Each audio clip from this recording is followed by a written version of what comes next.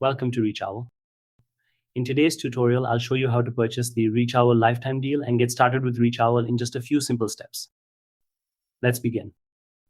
Step 1. Visit ReachOwl.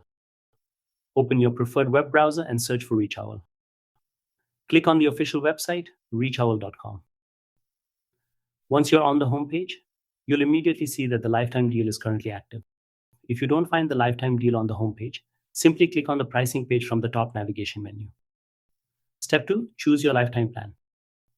On the pricing page, you'll see 3 available lifetime plans: Starter Lifetime, Professional Lifetime, Agency Lifetime.